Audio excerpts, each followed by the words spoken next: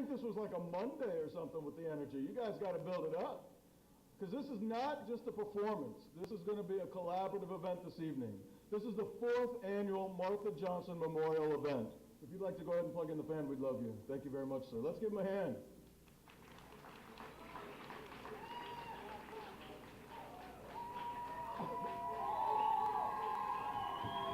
You feel that? They're ready, are you? Okay, so here's the story. This is the 4th annual event that we've had like this in the honor of Martha Johnson. See, this event started 4 years ago. Obviously, that's why it's a 4th annual. And each year, it's been a little bit different, but it's never been like this. In the past, we've invited other schools to attend and to perform. But this evening, it's a totally different event. The reason that we have this event is because as a teen, as you'll see later on, Willie the Bam Johnson had his mother die in his arms of cancer. She meant everything to him. And this evening is an opportunity, as it has been over the last 4 years, to give something back to the community, a little bit from what she gave him.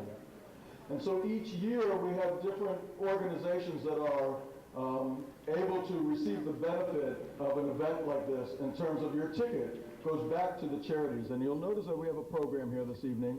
And this program is for you to get some information and to follow along. But I'll tell you, this is an interactive, collaborative show. If you lose your place, go back to the program. But this is not for you to read this evening. It's to go back afterwards and read it if you'd like to. But tonight it's to get involved. This has been a collaborative event from Professor Bam, from Ms. Kimmy, from the students, and now with you.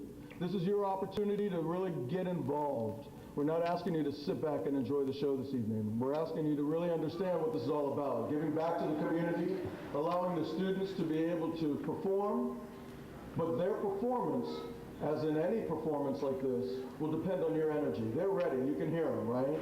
They're ready and they're looking for you to participate as well. And so this is an opportunity this evening to give back to the community. As you see, we are giving back. We want to say thank you very much to Sister, who gives us the opportunity to have this event here, and the Pilates Daycare and the McKim's Community Center are the recipients of this year's charity. In addition, as I mentioned, the competition team is a recipient from all of the snacks and the water and the food, and as we mentioned before, half of the raffle. So without further ado, I want to explain a little bit, as it says here in the show, in the program.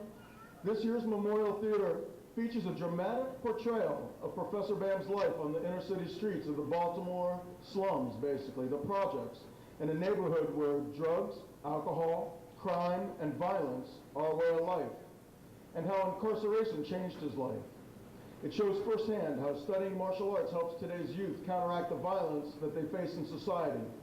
And it does give them an appropriate channel to vent their anger, to overcome obstacles, and to value their parents. Professor Bam's parents gave him a good upbringing, teaching him values and principles, the same kinds of values and principles that we teach our children here today, and that are taught and learned in the martial arts.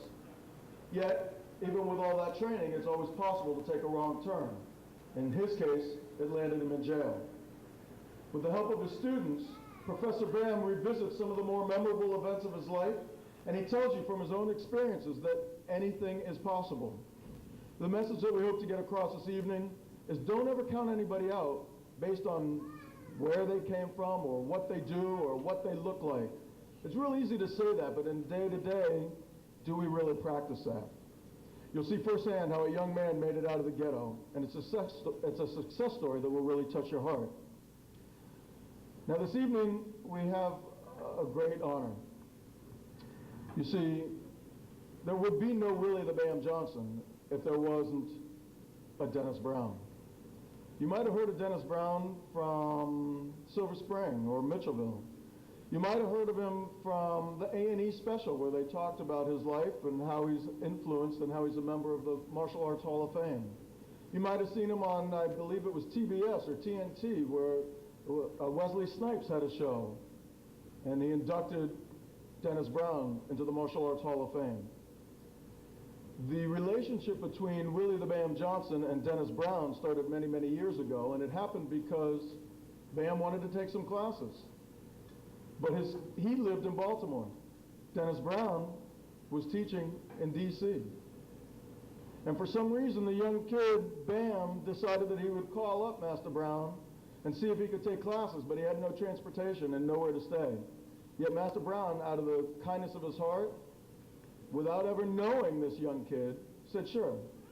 And he arranged transportation and a place for him to stay, and that was the beginning of the relationship that today has turned into two of the top martial artists in the world. Sometimes we take it for granted here. We don't really know what we've got. But if you really get a chance to watch this evening, you'll see how dreams do come true. So this evening, without further ado, what I'd like to do is introduce you to Master Dennis Brown.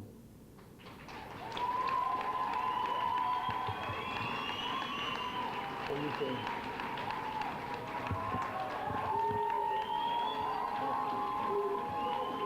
Thank you. Wushu. They're hiding in the back. I'm coming through the door.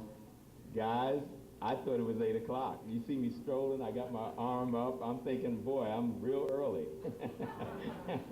No, I'm coming late. I want to thank you for inviting me out to be a part of this. I know this is going to be a really great evening. I've read over the script. This is great stuff. And we're going to open. I don't want to talk a whole lot because you're going to see me up here throughout the performance this evening. But let's get the show on the road. The first act here starts with a young African-American kid who was born in the tough inner-city streets of Baltimore projects, seeing drug dealers, pimps, gunfights, and much about to witness the strength of street knowledge.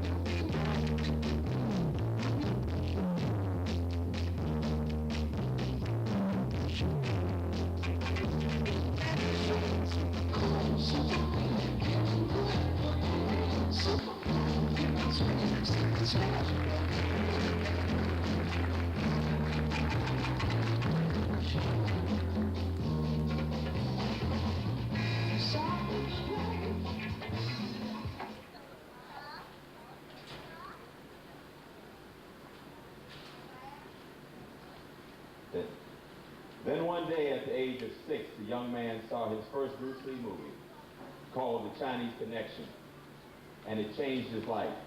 It helped him to see beyond all the negatives in his environment. Bruce Lee helped him to see his dreams.